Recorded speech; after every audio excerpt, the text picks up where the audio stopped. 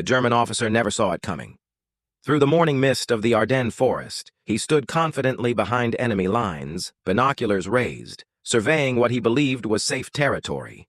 Then, crack! A single shot echoed through the trees. The officer crumpled. No second shot needed. There never was. 300 yards away, a young American soldier lowered his rifle, exhaled slowly, and melted back into the forest shadows. The Germans would spend the next hour searching for a ghost. They called him Der Schatten, the Shadow. His own unit called him something simpler: One Shot Murphy. And this was just another day at the office during the most brutal winter of World War II. What makes a man take on the entire Wehrmacht with nothing but a rifle, a scope, and nerves of steel? This is the story of the sniper the Nazis couldn't catch, couldn't kill, and couldn't understand, until it was too late. If you're fascinated by the untold stories of World War II's most extraordinary soldiers, make sure to subscribe and hit that notification bell. This channel brings you the real stories of courage, strategy, and survival that changed history. Drop a comment below with your thoughts on this incredible marksman, and let's honor these forgotten heroes together. Now let's dive into the legend of One Shot Murphy. Chapter 1. The Farm Boy Who Became a Hunter. James Robert Murphy grew up in the hills of Kentucky, where survival meant knowing how to hunt before you could read. Born in 1921 to a family of tobacco farmers, young Jimmy learned to shoot at age 7 with his grandfather's old Springfield rifle. But this wasn't recreational shooting. This was necessity. Every squirrel meant dinner. Every missed shot meant going hungry. His grandfather, a veteran of the First World War, taught him something most hunting fathers never emphasized: patience.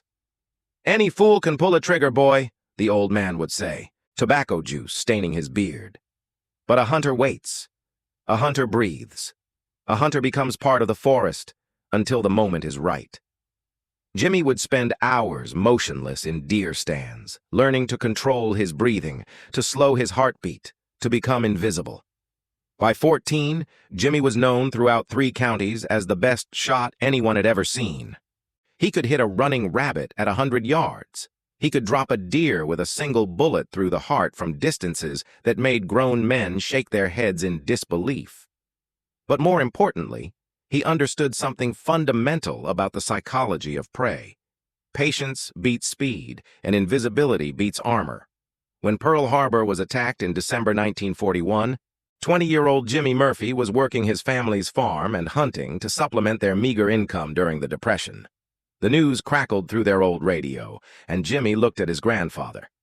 No words were needed. 3 days later, Jimmy walked 15 miles to the nearest recruitment office in Lexington. The recruitment sergeant was a gruff man named Donnelly, who'd seen thousands of young men fired up with patriotic fervor. Most couldn't hit a barn door from inside the barn. When Murphy quietly mentioned he could shoot, Donnelly suppressed a yawn and handed him the standard rifle qualification test papers. "Son, everyone thinks they can shoot," Donnelly muttered. "Let's see what you got." The qualification range was basic: hit targets at 100, 200, and 300 yards. Possible score, 250 points. Average score for recruits, 150. Expert marksman qualification, 220. Murphy loaded his weapon, settled into position, and proceeded to put every single round through the bullseye. Perfect score, 250. Donnelly's cigar fell out of his mouth. "Do that again," he demanded, convinced it was a fluke. Murphy shrugged and repeated the performance. Then he did it a third time when Donnelly called over his commanding officer. By the end of the day, a phone call had been made to Fort Benning, and Murphy's fate was sealed. He wouldn't be a regular infantryman. He was going to sniper school. Fort Benning's sniper program in 1942 was brutal and new. The U.S. military had largely abandoned sniper tactics after World War I, considering them ungentlemanly. But the realities of modern warfare were forcing a rethink. The Germans had devastating snipers on the Eastern Front. The Japanese had proven lethal in the Pacific with their jungle sharpshooters. America needed to respond in kind. Murphy excelled immediately, but not in the way his instructors expected. He wasn't the loudest or the most confident. He didn't boast about his abilities or compete with the other trainees for recognition. Instead, he was quiet, methodical, and utterly focused. While other trainees struggled with the mental aspects of sniper work, the isolation, the patience, the moral weight of personalized killing, Murphy seemed built for it. His instructor, Captain Theodore Jameson, a veteran who'd studied German sniper tactics from the Great War, recognized something special in Murphy. "Most men want to be heroes," Jameson told him during a night training exercise. "Heroes get killed. You don't want to be a hero, do you, Murphy?" "No, sir," Murphy replied, his Kentucky drawl slow and measured. "I just want to do my job and come home." "Good," Jameson said, "because a sniper isn't a hero. A sniper is a ghost. A sniper is death that arrives unannounced. Can you be that?" Murphy nodded slowly. He understood perfectly. He'd been that for deer and rabbits his whole life. The only difference now was the prey walked on two legs and shot back. The training was exhaustive. Ballistics, wind reading, range estimation, camouflage, stalking, observation, patience drills, and most critically, the psychological conditioning to kill another human being from a distance, to watch through a scope as a man laughed or ate or read a letter from home, and then to end that life with a single calculated shot. Many trainees washed out at this stage. The intimacy of sniper killing was too much. Through a rifle scope at 400 yards, you saw your target's face. You saw him as human. Murphy's solution was simple and cold. He didn't think of them as human. He thought of them as problems to be solved, as threats to his brothers in the infantry, as obstacles between him and going home. It was a psychological compartmentalization that would serve him throughout the war and haunt him for decades after. By June 1943, Murphy graduated top of his class. He was assigned to the 2nd Infantry Division and given something rare, a custom-fitted M1903 Springfield rifle with a precision scope and a spotter named David Chen, a Chinese-American soldier from San Francisco who had eagle eyes and an uncanny ability to read terrain and wind. Together, they would become one of the most effective sniper teams in the European theater. But first, they had to survive the crossing to England, the months of waiting, and finally, the blood-soaked beaches of Normandy, where Murphy would fire his first shot in anger and earn a nickname that would echo through the ranks of both armies. One-Shot Murphy, because he never, ever needed a second. Chapter 2. Baptism by Fire. Normandy's Hidden War. The landing craft hit the beach at 06:45 hours on June 7, 1944, D-Day +1. Murphy and Chen weren't part of the first wave that stormed Omaha Beach into history and slaughter. Snipers were considered specialized assets, too valuable to risk in the initial chaos. They came in the second wave when the beachhead was supposedly secure. Supposedly. The beach was a nightmare of torn metal, broken equipment, and bodies. So many bodies. Murphy had hunted his entire life. Had gutted deer and skinned rabbits, but nothing prepared him for the industrial scale of death sprawled across the Norman sand. The smell hit him first. Cordite, blood, and something else. Something sweet and terrible that he'd later learn was the smell of mass death. "Stay focused," Chen whispered beside him, reading Murphy's expression. "We've got work to do." Their orders were specific. Move inland with the 2nd Infantry Division's advance elements, establish observation posts, and eliminate high-value targets. Officers, machine gun crews, radio operators, anyone whose death would create chaos in the German defensive lines. The hedgerow country of Normandy was a sniper's paradise and nightmare combined. The ancient agricultural boundaries created thousands of natural fortifications, each field a potential killing zone, each hedge a potential hide.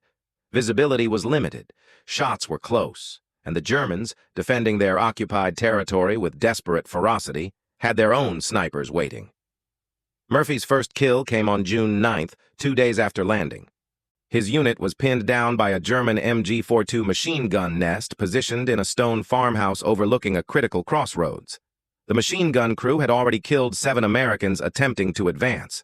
Battalion command wanted artillery called in, but Murphy spotted an opportunity. "I can take the gunner," he told his company commander, Lieutenant Robert Walsh. Walsh was skeptical. The farmhouse was 350 yards distant, the windows were narrow, and the German gunner was smart enough to fire in bursts before repositioning. "You sure, Murphy? That's a long shot through a small window." "I've taken harder shots on running deer, sir." Chen was already setting up their spotting position in a ruined barn, calculating wind and distance. The Normandy wind was tricky, coastal, variable, carrying the salt smell of the nearby ocean. Chen watched through his binoculars as Murphy settled into position, his Springfield rifle resting on a makeshift sandbag rest. "Wind, 3 miles per hour, left to right," Chen whispered. "Range, 352 yards. Target is moving between 2 windows. Pattern suggests he'll return to the right window in approximately 30 seconds. Murphy adjusted his scope, controlled his breathing, and waited. Around them, the sounds of war continued. Artillery in the distance, small arms fire, someone screaming for a medic. Murphy filtered it all out. In his mind, he was back in the Kentucky hills, waiting for a white-tail buck to step into a clearing. The German gunner appeared in the window, exactly as Chen predicted. He was repositioning his MG-42, probably preparing for another burst. Murphy could see the man's face through his scope. Young, maybe 22, with a thin beard and an expression of grim concentration. Murphy exhaled slowly, squeezed the trigger. The rifle cracked. Through the scope, Murphy saw the German gunner's head snap back, the MG-42 falling silent. The other crew members would scramble, confused, trying to understand where the shot came from.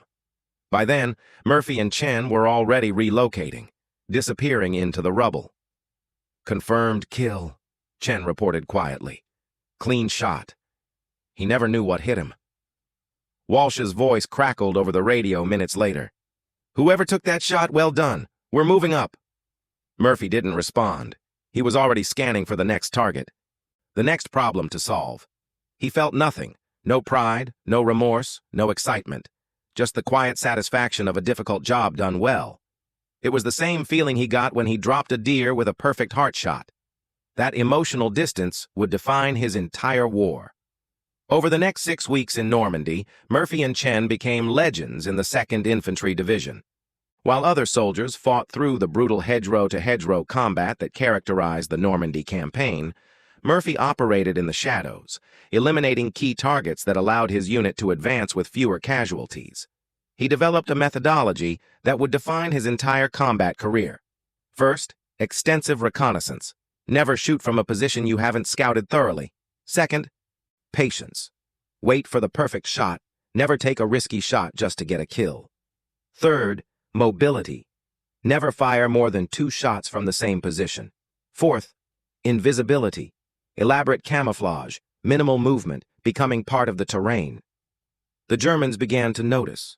Reports filtered back through interrogated prisoners about an American sniper who never missed, who appeared and disappeared like smoke, who killed officers and sergeants with uncanny precision. The Wehrmacht started assigning their own counter-snipers specifically to hunt Murphy, but he was always one step ahead. His closest call came in mid-July near St. Lo. Murphy had established a hide in a destroyed church bell tower, perfect overwatch of a German supply route. He'd already eliminated 2 targets when he noticed something wrong. A glint of light from a ruined building 400 yards to his east. Another scope. "We've got a counter-sniper," Murphy whispered to Chen. 4 o'clock, ruined building with the collapsed roof. Chen swung his binoculars over. "I see him. He's scanning our sector. He knows we're here somewhere." It became a lethal game of patience. Murphy couldn't relocate without exposing himself. The German sniper couldn't pinpoint Murphy's location without more information. For 90 minutes, both men waited, motionless, barely breathing, each hoping the other would make a mistake. The German blinked first. He shifted position slightly, probably to relieve a cramping leg. It was a movement of less than 6 inches, but it was enough. Murphy saw the motion through his peripheral vision, adjusted his aim, and fired in one smooth motion. 400 yards away, the German sniper slumped forward, his rifle clattering from the window. "Confirmed," Chen breathed. "Jesus, Murphy, that was incredible." But Murphy was already packing up their position. "He might have a spotter. We need to move. Now." Sure enough, German mortar fire began falling on the church tower less than 3 minutes later. But by then, Murphy and Chen were 200 yards away, already establishing their next position. By the time the 2nd Infantry Division broke out from Normandy in late July, Murphy had 43 confirmed kills and an unknown number of unconfirmed. He'd been recommended for the Bronze Star, but more importantly, he'd earned something more valuable than medals: respect. The infantrymen he protected called him One Shot because they never heard him fire twice. The German soldiers who survived encounters with him called him Der Schatten, the Shadow, and Murphy himself called it what it was: a job, a terrible, necessary job that he performed with cold excellence because men were depending on him. But Normandy was just the beginning. The real test was coming, a frozen hell called the Battle of the Bulge, where Murphy would face the greatest challenge of his war and cement his legend forever. Chapter 3. The Ghost of the Ardennes. December 1944 was supposed to be the beginning of the end. The Allied armies had liberated France, crossed into Belgium, and were preparing for the final push into Germany. The Nazi war machine was crumbling. Victory seemed inevitable, just a matter of time. The 2nd Infantry Division was positioned in the Ardennes Forest, a quiet sector where green troops could get combat experience and veterans could rest. Murphy didn't trust it. Something's wrong, he told Chen on the night of December 15th. They were in a forward observation post overlooking the Siegfried Line, the German border fortifications. Too quiet. The Germans aren't just sitting there waiting to lose. Chen, who'd learned to trust Murphy's instincts completely after 6 months of combat, scanned the dark forest with his binoculars. "What are you thinking?" "I'm thinking they're planning something. Look at the patterns. No patrols for 3 days, no artillery harassment. Either they've given up completely, or they're massing for something big," Chen finished. They were right. At 0530 hours on December 16th, the entire German Western Front erupted. Over 200 Auersen German soldiers, supported by tanks and artillery, crashed through the Ardennes in Hitler's last desperate gamble, a massive offensive designed to split the Allied armies and recapture the Belgian port of Antwerp. The Battle of the Bulge had begun. The 2nd Infantry Division was directly in the path of the German onslaught. Murphy and Chen's position was overrun in the first 2 hours. They barely escaped, fighting their way back through German infiltration units in the pre-dawn darkness. Around them, the American defensive line was collapsing in chaos. Units were surrounded, communication lines were cut, and in the confusion and fog, nobody knew where the enemy was, except Murphy. As the division fell back in fighting retreat, Murphy did what he did best. He became a ghost. While other soldiers fled the German advance, Murphy and Chen moved laterally, positioning themselves in the German flanks and rear areas. If the Germans wanted to push forward, they'd have to pay a price for every mile. The forest was dense, visibility was minimal, and the weather was terrible. Freezing fog, snow, and clouds so low that Allied air support was grounded. It was perfect conditions for Murphy's particular skill set.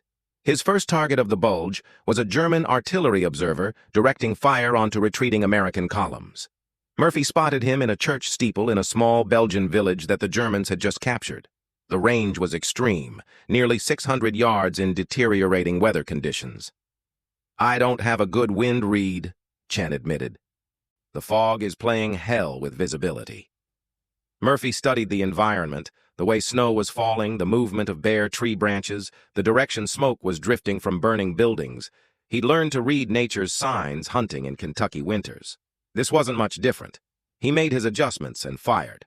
Through the scope, he saw the German observer pitch forward.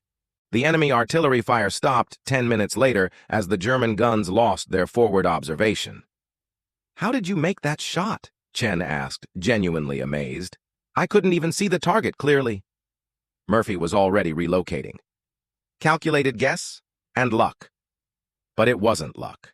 It was skill honed over a lifetime, combined with an almost supernatural ability to read environmental conditions and make split-second ballistic calculations. Over the next 3 weeks, as the Battle of the Bulge raged through the frozen Ardennes, Murphy became a nightmare for the German offensive. He targeted officers relentlessly. German doctrine relied heavily on leadership, and Murphy understood that killing a lieutenant or captain created more chaos than killing 10 privates. He developed a signature tactic, wound an officer with the first shot, then wait for the medics and other officers to respond. In the confusion, he'd eliminate multiple high-value targets before disappearing. It was ruthless, it was effective, and it worked. The Germans assigned entire counter-sniper teams specifically to hunt Murphy. He killed them all. He learned to recognize the signs of enemy snipers, the too-perfect camouflage, the slight differences in snow patterns, the unnatural stillness. Where German snipers relied on training and doctrine, Murphy relied on instinct and decades of hunting experience. One German counter-sniper team came remarkably close to killing him. They'd correctly predicted his likely hide locations and set up an ambush. Murphy walked right into their kill zone near a destroyed Sherman tank outside Rocherath. The German sniper fired first, a rare occurrence. The round missed Murphy's head by less than 3 inches, close enough that he felt the supersonic crack of the bullet's passage. Instead of freezing or diving for cover like most soldiers would, Murphy's hunting instincts took over. He moved laterally while dropping, rolled behind the Sherman's tracks, and in one fluid motion brought his rifle up. The German sniper had made a critical error. He'd fired from a position with limited mobility, a dense thicket that offered concealment but restricted movement. Murphy saw the muzzle flash, calculated the position, and waited exactly 4 seconds. The German sniper, convinced he'd missed, but uncertain where Murphy had gone, shifted position slightly to get a better angle. It was the movement Murphy was waiting for. 1 shot. The German sniper never moved again. Chen arrived 30 seconds later, breathing hard. "Jesus Christ, Murphy! I thought you were hit!" Murphy was examining the German sniper's rifle, a Carabiner 98K with an excellent scope. "He was good," Murphy said simply. "Almost good enough." As Christmas approached and the German offensive began to stall against fierce American resistance, Murphy's legend grew. Captured German soldiers spoke of Der Schatten with superstitious dread. Some claimed he could see in the dark. Others insisted he could shoot around corners. A few thought he was multiple snipers working in coordination, because surely one man couldn't be everywhere at once. But Murphy was just one man, one exhausted, freezing, increasingly isolated man who hadn't slept more than a few hours in days, who was running low on ammunition, who was operating behind enemy lines with minimal support, and who was beginning to wonder if he'd ever see Kentucky again. The breaking point came on December 23rd, near the town of Butgenbach. Murphy had been operating continuously for 7 days, averaging 4 to 6 confirmed kills per day. He was physically and mentally exhausted. His hands were numb from the cold, and he was starting to see things in his peripheral vision. Shadows that weren't there, movements that didn't exist. Chen noticed. "We need to fall back. You need rest." "Can't rest," Murphy muttered, scanning through his scope. "Still have targets. Still have work." Then he saw it. A German officer studying a map outside a command vehicle, surrounded by a squad of soldiers. A high-value target. Murphy lined up the shot, controlled his breathing, and pulled the trigger. The shot was perfect. The officer dropped. But then Murphy did something he'd never done before in combat. He kept firing. He eliminated 3 more soldiers in rapid succession, breaking his cardinal rule of never shooting more than twice from one position. Chen grabbed his arm. "Murphy, what are you doing? We need to move!" Murphy stared at him, and Chen saw something frightening in his friend's eyes. A blankness, an absence, as if the person he knew had temporarily disappeared. "Murphy!" Chen shook him.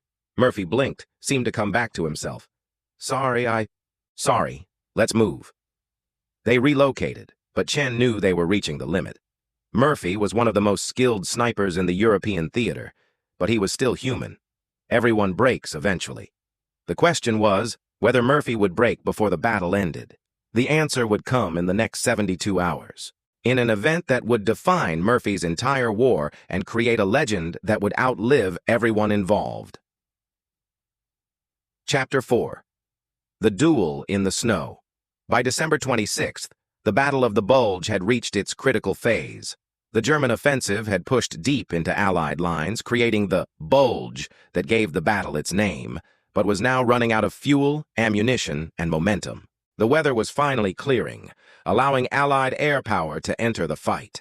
The tide was turning, But the battle was far from over. Murphy and Chen had been operating behind German lines for 10 days, surviving on scavenged rations and melted snow. Murphy's official kill count had reached 97 confirmed, with dozens more unconfirmed. But numbers didn't matter anymore. Murphy was operating on pure instinct and willpower, his body running on fumes, his mind focused on one thing: survival. Then the Germans brought in Hauptmann Klaus Becker. Becker was a legend in the Wehrmacht, a veteran sniper from the Eastern Front with over 200 confirmed kills. He'd fought at Stalingrad, survived the hell of the Soviet counteroffensives, and was considered one of Germany's most effective snipers. He was methodical, patient, and utterly ruthless. When intelligence reported an American sniper causing havoc in the German rear areas, Becker volunteered to hunt him down. Murphy first learned about Becker from a dying German soldier. The man was a forward observer Murphy had wounded while eliminating a mortar team. As Chen attempted to provide first aid, Murphy never killed wounded men who couldn't fight back, the German gasped out a warning in broken English. "Becker, coming for you. He never misses." Murphy and Chen exchanged glances. They'd heard rumors of German super snipers, but had dismissed most as propaganda. "Who's Becker?" Murphy asked. The German soldier smiled through bloody teeth. "Your death, Shadow." He died before he could say more. Chen searched the body and found a letter, partially burned, that mentioned Hauptmann Becker's arrival with orders to eliminate the phantom American sniper terrorizing our communications lines. "We should fall back," Chen said. "Let battalion intelligence handle this." Murphy shook his head. "If this Becker is as good as they say, he won't stop. He'll keep hunting. Better to face him on our terms." What followed was a deadly game of cat and mouse that would last 3 days. Becker was everything the rumors claimed. Where Murphy relied on instinct and natural talent, Becker employed systematic German precision. He studied Murphy's previous kills, identified patterns, predicted likely hide locations, and set traps. He was patient, disciplined, and frighteningly intelligent. The first encounter happened near dawn on December 27th. Murphy had established an observation post overlooking a German supply route, waiting for convoy targets. He felt, rather than saw the danger, a subtle wrongness in the environment, a pattern in the snow that looked almost but not quite natural. "Chen," Murphy whispered, "we're being hunted." "How do you know?" "I just know. Same way I know when a buck is watching me in the woods. We need to relocate, now." They moved carefully, using a creek bed for concealment.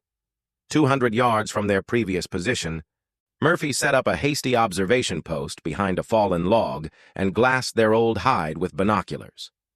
15 minutes later, a figure appeared. White winter camouflage, moving with professional precision, checking exactly where Murphy had been positioned. "That's him," Murphy breathed. "That's Becker." Through binoculars, Murphy studied his hunter. Becker was tall, lean, moving with the confidence of a predator in his element.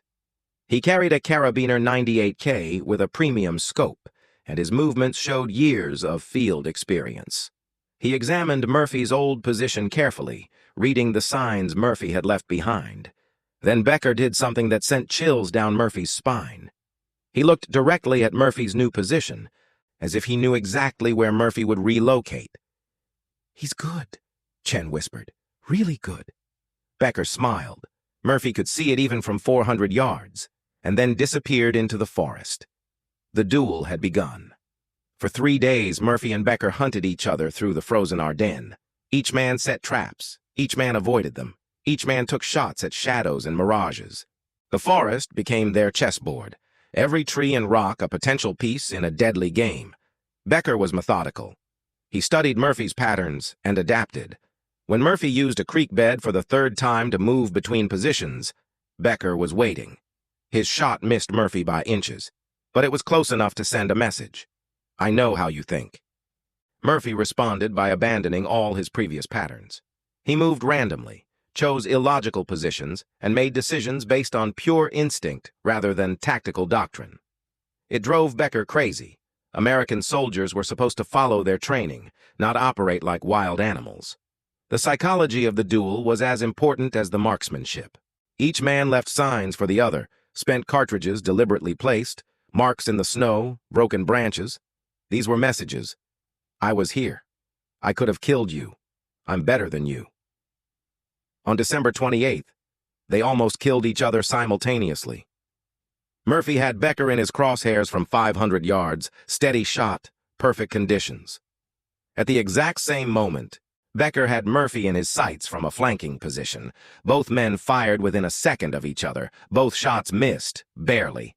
Murphy's round passed through the space Becker had occupied a half-second earlier. Becker's round hit the tree next to Murphy's head, showering him with bark and snow. Chen, watching through binoculars, couldn't believe what he was seeing. You both should be dead. Murphy was breathing hard, adrenaline flooding his system. He's reading my shots. He knows when I'm about to fire. How is that possible? Because he's exactly like me. We're thinking the same way. That night, Murphy did something unexpected.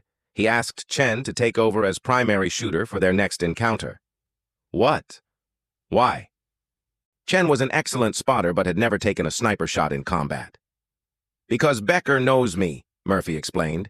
He knows how I shoot, how I think, how I move. But he doesn't know you. Tomorrow you take the shot. I'll spot. It was a desperate gamble, but Murphy's instincts were screaming that something had to change or they'd both end up dead. December 29th dawned clear and brutally cold. Murphy and Chen established a position overlooking a frozen crossroads where intelligence indicated a German command meeting would occur. If the intelligence was correct, Becker would be there, protecting the German officers. Murphy scanned the area thoroughly. There, 600 yards distant, a nearly perfect hide in a destroyed barn's hayloft. That's where Becker would be. Murphy would bet his life on it. Chen, you see that barn? Upper loft, left side? I see it. That's where he is. When the Germans arrive for their meeting, Becker will be watching for me. He'll expect me to take the shot at the officers. But you're going to take him first. Chen's hands were shaking. This wasn't spotting. This was personal combat against one of Germany's best snipers. I can't make that shot, Murphy. 600 yards, and I've never... You can. I've watched you call every one of my shots for 7 months. You know wind, distance, and drop as well as I do.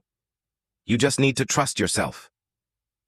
30 minutes later, the German officers arrived, 3 of them, huddling over a map on the hood of a Kubelwagen. Through his binoculars, Murphy saw the faintest movement in the barn's hayloft. Becker was there, just as Murphy predicted, scanning Murphy's likely positions.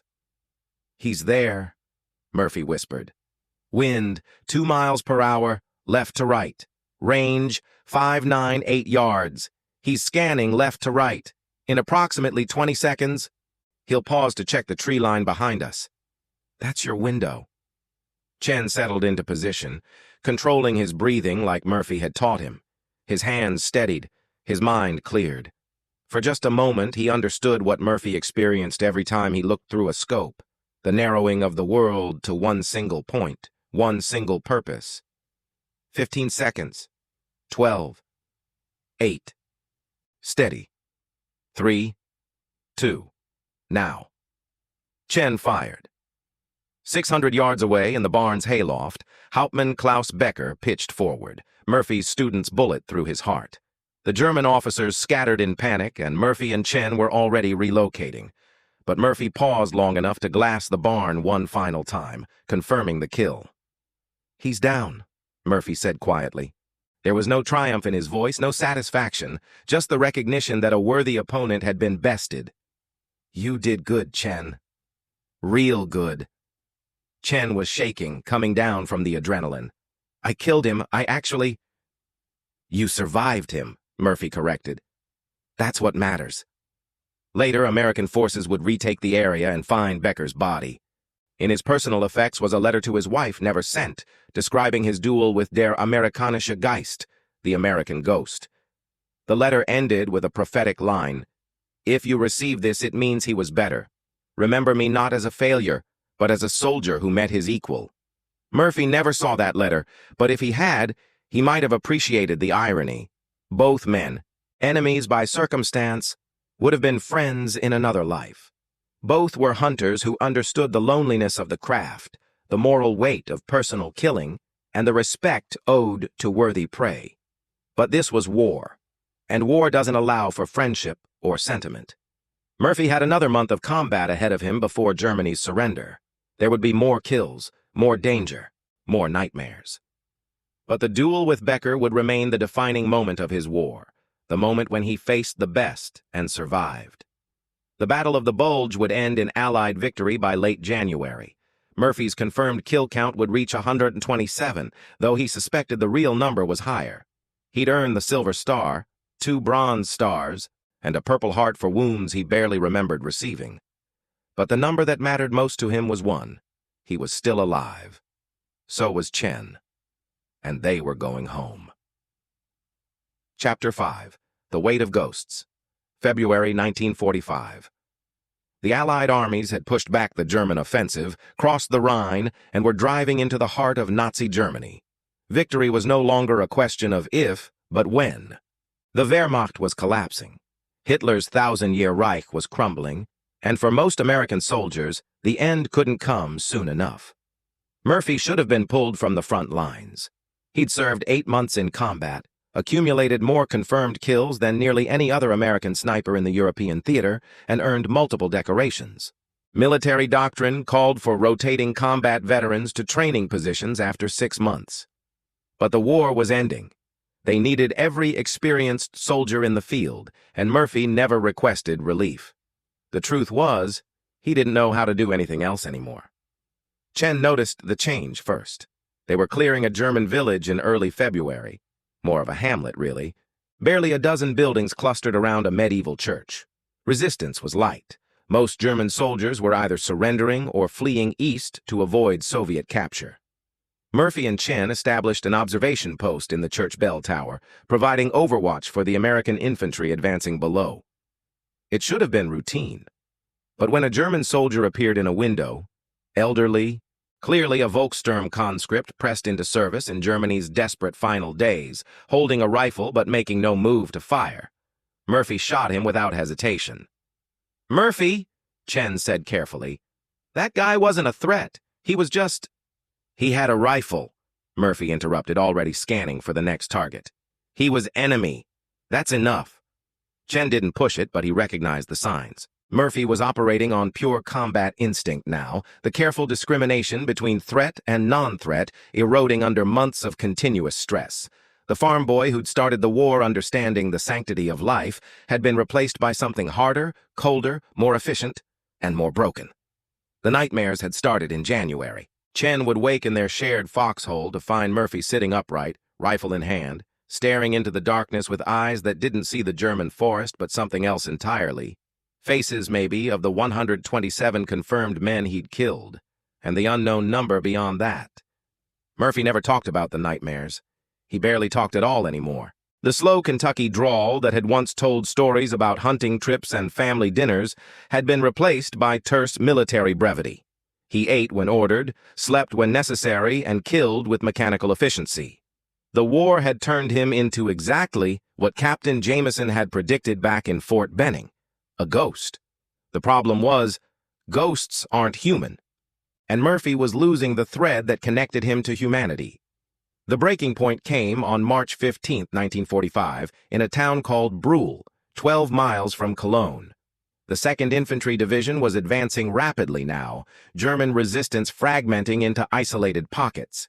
Murphy and Chen were attached to a company pushing through Brühl's residential district when they received intelligence about a German sniper who'd killed 3 Americans that morning. Murphy's response was immediate and instinctive.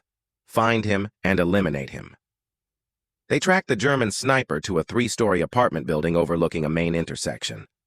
Murphy's analysis was textbook. The sniper was using the top floor, probably moving between rooms to avoid counter-fire, using civilian apartments as hides. "Standard clearance protocol," the company commander said. "We'll shell the building, then send in infantry." "No need," Murphy said flatly. "I'll take him." "Murphy, we don't risk people for one sniper when we can level the building. There might be civilians inside. I'll take him." It wasn't compassion driving Murphy's decision. It was pride, professional pride. This was what he did. This was who he was. And some part of him, The part that was still James Robert Murphy from Kentucky needed to prove he was still doing this the right way, the clean way, one shot at a time. Chen went with him, of course. They always operated as a team. They entered the building through a back entrance, moving with the silent precision of 8 months in combat. The building was eerily quiet. No civilians, no German soldiers, just empty apartments with half-eaten meals on tables and clothes still hanging in closets. The residents had fled, but recently. 3rd floor. Murphy moved down the hallway, rifle ready, Chen covering his back. The German sniper was here somewhere, probably in one of the corner apartments with sightlines to the street. Murphy kicked open the first door. Empty. 2nd door. Empty. 3rd door. The German sniper was waiting. Not in the room Murphy expected, but in the hallway closet behind them. He'd heard them coming, set up an ambush, and was positioned perfectly. He was young, maybe 19, with eyes wide with fear and determination. His rifle was already aimed at Murphy's back. At this range, less than 10 feet, he couldn't miss. Chen saw him first. "Murphy!" Everything happened in less than 2 seconds. The German sniper's finger tightened on the trigger. Chen threw himself sideways, trying to shield Murphy. Murphy spun, bringing his rifle up in a movement that was pure muscle memory. 3 shots fired almost simultaneously, 1 German, 2 American. The German sniper's shot hit Chen in the shoulder, spinning him around. Murphy's first shot hit the German in the chest. His second shot, fired as the German was already falling, hit him in the head. The German sniper died instantly. Chen collapsed, bleeding heavily but alive. Murphy stood frozen, staring at Chen's blood spreading across the floor. For the first time in months, something cracked in the ice that had formed around his emotions. Chen, his spotter, his friend, his brother in all but blood, was bleeding because Murphy had made a mistake. He'd been so focused on the hunt that he'd forgotten the basic rules of combat. Clear every corner, check every blind spot, never let pride override tactics. "Chen!" Murphy dropped beside him, hands shaking as he tried to apply pressure to the wound. "Medic! I need a medic!" Chen's face was pale, but his eyes were clear. "I'm okay.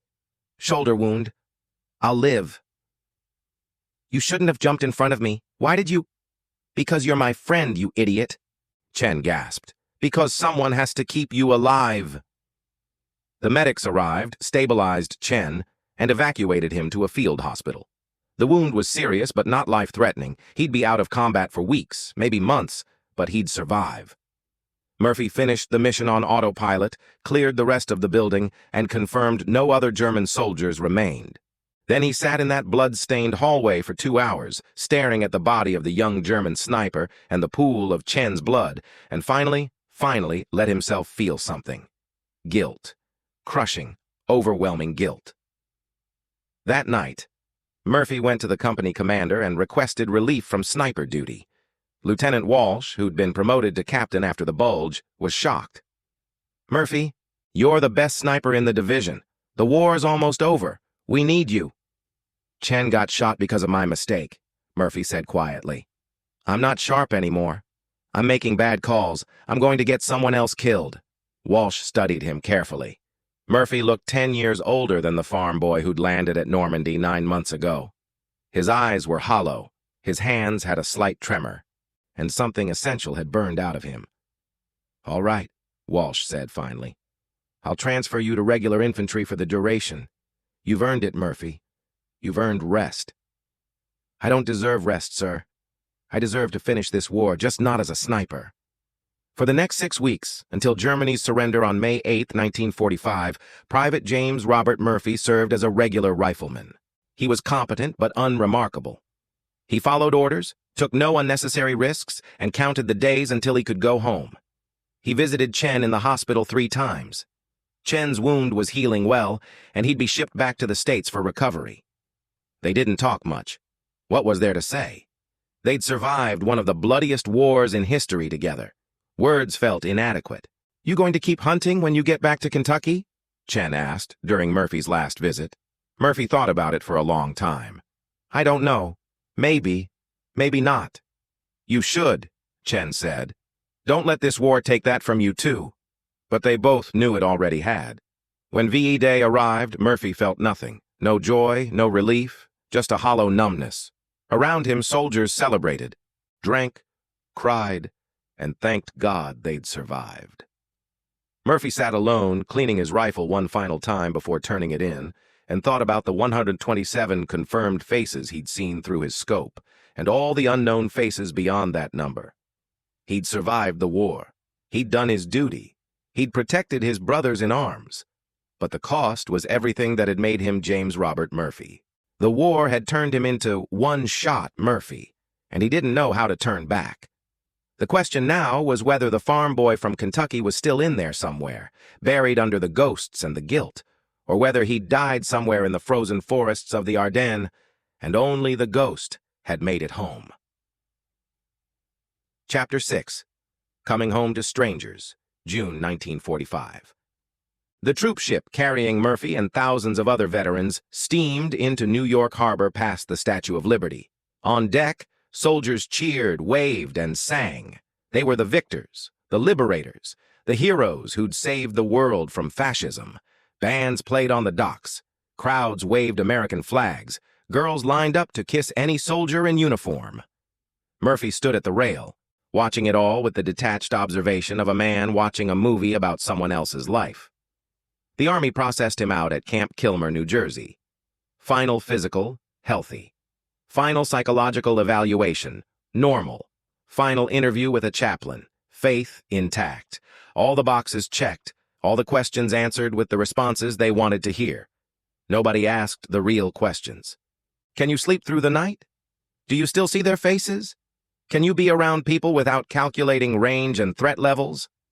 Murphy received his discharge papers, his medals in a small box, and a train ticket to Kentucky. Private first class. James Robert Murphy was officially a civilian again.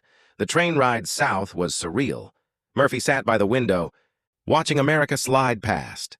Cities rebuilding, farms growing, families living normal lives. It looked like a different planet from the one he'd been living on for the past year. These people hadn't seen what he'd seen, hadn't done what he'd done. They couldn't understand. He arrived in Lexington on a Tuesday afternoon in late June. The Kentucky summer was in full bloom, humid, green, alive with the sounds of cicadas and the smell of tobacco fields. It should have felt like home.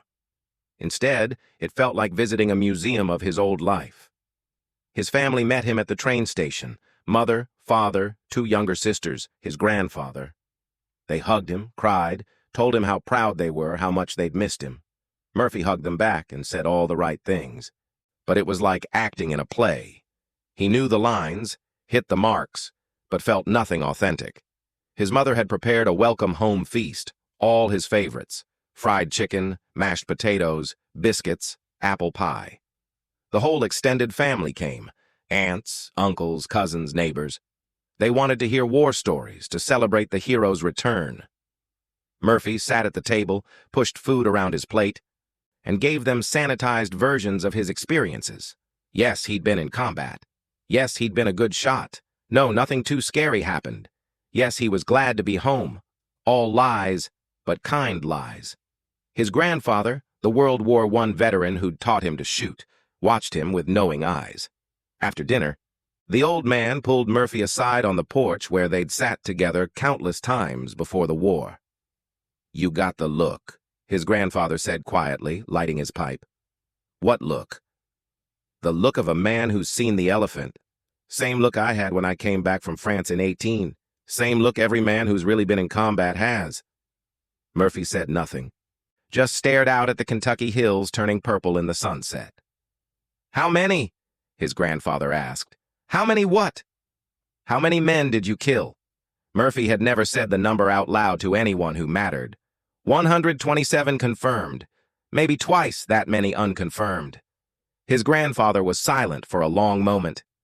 "Jesus, boy, that's a lot of weight to carry. I did what I had to do. I was good at it. I kept my unit safe." "I know you did, and I'm proud of you. But being good at killing doesn't make it easier to live with." His grandfather paused. "You planning on going back to hunting?" Murphy had been dreading this question.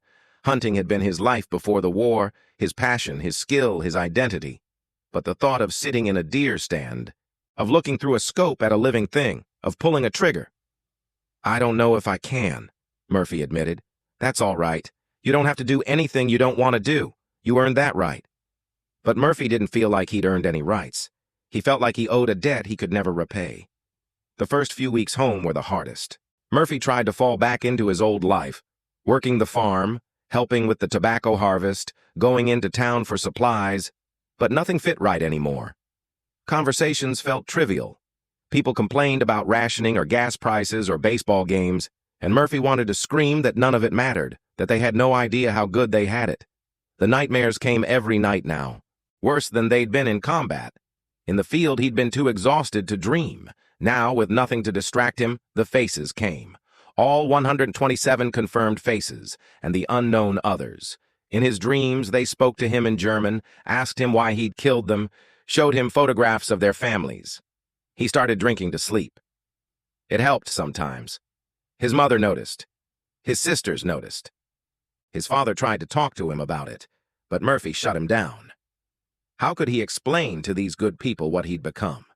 How could he tell them that their son, the boy they'd raised to respect life and hunting ethics, had become an efficient killing machine who'd shot men for doing nothing more than existing on the wrong side of a war? Small things triggered him. A car backfiring sent him diving for cover. Fireworks on the 4th of July had him reaching for a rifle that wasn't there. He couldn't stand in open spaces without finding cover positions. He couldn't sit with his back to a door. He calculated ranges to everything automatically. The tree line was 350 yards. The barn was 180. The church steeple in town was 520. His family tried to help. They invited him to church. He went once, couldn't handle the crowds. They set him up on dates with local girls. He couldn't make small talk or pretend to be interested in normal life. They suggested he join the American Legion, or VFW. He couldn't stand being around other veterans trading sanitized war stories. 3 months after coming home, Murphy was sitting on his porch with his grandfather's old Springfield rifle, the same rifle he'd learned to shoot with as a boy. He'd cleaned it, loaded it, and was staring at the woods where he'd spent so much of his youth hunting. His mother found him there as the sun was setting. "You thinking about going hunting?" she asked hopefully. Murphy looked at the rifle, then at the woods, then at his hands. "I was thinking about whether I can still do it, whether I should do it." "What's stopping you?" "Mom, I killed over 100 men. I looked at them through a scope, just like this, and I ended their lives. How do I go back to hunting deer after that? How do I do it for sport, for recreation, when I know what it really means to take a life?" His mother sat down beside him, and for a long moment neither of them spoke. "Your grandfather told me something once," she said finally. "He said that killing in war and hunting aren't the same thing. One is about survival and duty. The other is about respect for nature and sustaining life. He said the problem comes when you confuse the two. I don't know if I can separate them anymore. Then maybe you need help learning how." It took another 6 months, but Murphy finally agreed to see a doctor. Not a regular doctor, but one of the new psychiatrists who specialized in what they were starting to call combat fatigue, or shell shock. The doctor's name was Samuel Rice, and he'd treated veterans after World War I. Dr. Rice didn't judge. He didn't try to fix Murphy or tell him everything would be okay. He just listened as Murphy talked, really talked, for the first time since coming home. "I was good at it," Murphy said during one session. "That's what bothers me most. I was really, really good at killing people. I was efficient. I felt nothing. What kind of person does that make me?" "It makes you a soldier who did his duty in impossible circumstances," Dr. Rice said. "The fact that you feel guilt now, that you're struggling with what you did, that's evidence of your humanity. The men who worry me are the ones who feel nothing at all after they come home." "How do I live with it?" You don't live with it. You learn to live despite it. You acknowledge what happened. You accept that you can't change it, and you find ways to move forward that honor both the men you were before the war and the man you've become. It wasn't a cure. There was no cure for what Murphy had, but it was a beginning. In the spring of 1946, nearly a year after coming home, Murphy finally went hunting again. Just him, his grandfather's Springfield, and the Kentucky woods he'd loved as a boy. He sat in his old deer stand, the one his grandfather had built 40 years ago, and waited as the sun rose through the trees. A 10-point buck walked into the clearing at dawn, magnificent, strong, unaware of Murphy's presence. Murphy put the crosshairs on the buck's heart. His breathing was steady, his hands didn't shake. It would be an easy shot. He watched the buck for 5 minutes, then slowly lowered his rifle. He couldn't do it. Not today. Maybe not ever again. But that was okay. He'd come to the woods, faced the possibility, and made a choice. That was enough. On the walk back to the farmhouse, Murphy realized something. He'd never be the same person he was before the war. One shot. Murphy and the farm boy from Kentucky couldn't coexist. But maybe, slowly, he could build something new, someone who carried the weight of what he'd done, who honored the men he'd killed by living a good life, who transformed the death he'd dealt into something resembling peace. It would take decades. Murphy would struggle with nightmares, guilt, and the weight of 127 confirmed ghosts for the rest of his life. He'd never be comfortable in crowds, never fully trust the peace around him, never stop calculating ranges and threats. But he'd survive. Just like he'd survived Normandy, the Bulge, and the frozen Ardennes. He'd survive his own memories. David Chen came to visit in the summer of 1946, his shoulder healed but carrying his own ghosts. They sat on Murphy's porch, drank whiskey, and didn't talk about the war. They didn't need to. The silence between them said everything. "You doing okay?" Chen asked finally. "Some days better than others," Murphy admitted. "You?" "Same." They sat in comfortable silence as the sun set over the Kentucky hills. Two ghosts learning to be human again. Two survivors carrying the weight of survival. Murphy never became famous. His war record was declassified years later, and historians occasionally mentioned him in books about American snipers, but he never sought recognition. He never wrote a memoir, never gave interviews, never attended reunions. He lived quietly on the family farm, eventually married a local school teacher who understood his silences, had two children who never fully understood where their father went in his darkest moments, and died in 1994 at the age of 73. At his funeral, his grandson found a box in Murphy's attic, his medals, his discharge papers, and a journal he'd kept after the war.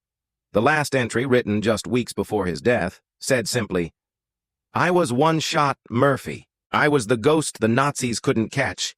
I did my duty, saved lives, and survived. But the greatest victory wasn't the battles I won or the men I killed. It was learning to live with what I'd done, to be human again after becoming death. If anyone reads this, remember, the true war isn't the one you fight overseas. It's the one you fight every day after you come home." James Robert Murphy was buried in the small cemetery behind the Baptist church, where he'd been baptized as a boy. His gravestone lists his dates, his military service, and a simple inscription chosen by his family. He did his duty. He came home. He found peace. 300 miles away, in a San Francisco cemetery, David Chen's grave has a similar inscription. They'd never stopped being brothers, even after the war ended. And somewhere in the hills of Kentucky, deer still move through the forests, where a young boy once learned to hunt, where a soldier was forged in fire, and where a man finally learned that true strength isn't in the taking of life, but in the courage to keep living after you've seen death up close.